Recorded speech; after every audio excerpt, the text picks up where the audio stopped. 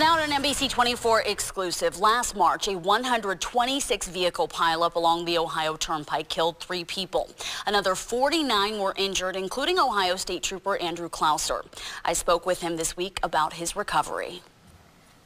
Ohio State Trooper Andrew Clouser recounts what happened March 12, 2014, as if it were just another time he'd been called in early to help. I typically work afternoon shift, 2 p.m. to 10 p.m., and I had gotten a call from our lieutenant.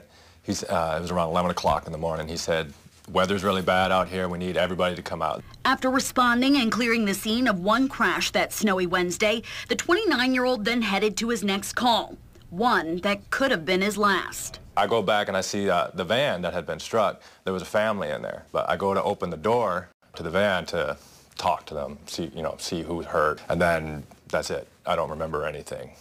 Is he injured? 1080, I'm not sure at this time. I can't get much out of him. 91 Turnpike, I'm crushed between 2 vehicles. I can't move. I need his water. Trooper Clouser became pinned between 2 vehicles, but not vehicles like this.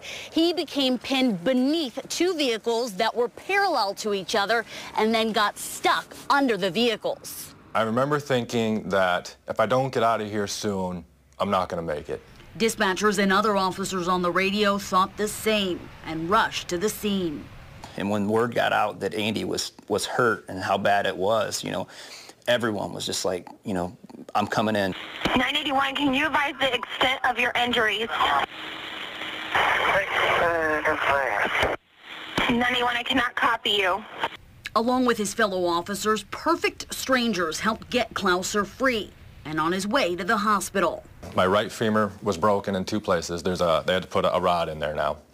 I had 5 broken ribs on my left side, punctured left lung, ruptured spleen, and there was damage to my liver, my kidney, and I had 2 fractures to my lower lumbar. In critical condition for several days, Clouser initially had his doubts that he'd make it through. I could barely get out of bed in the morning because of my ribs and my back. I had a hard time sleeping, and I'm thinking, if this doesn't heal, this could be life. Fortunately for Clouser, his athleticism and age were beneficial in his recovery, as was his support system.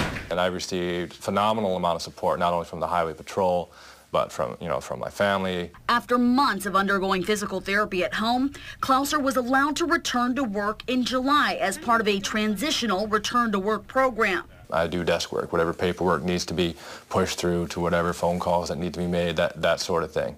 But with no guarantees he'd ever be back in a cruiser. Here's a guy that just wants to get back to work. He's itching to get back to work, and we're just doing everything we can to keep him busy. Clouser now hopes to return to the road by the end of next month. Armed with a personal experience, he hopes will teach other drivers an important lesson. If something should happen to that car and you have to brake immediately if you have appropriate following distance, such as 5 car lengths at 50 miles an hour, there's a good chance you'll be able to stop in time. A lesson Clouser might not have been able to share with us now because drivers were traveling too closely and too quickly for the weather conditions the day he was hit.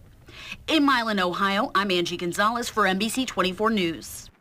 Now, at the time of the crash, Clouser had only been a trooper about a year and a half, so he says now he's looking forward to the rest of his career.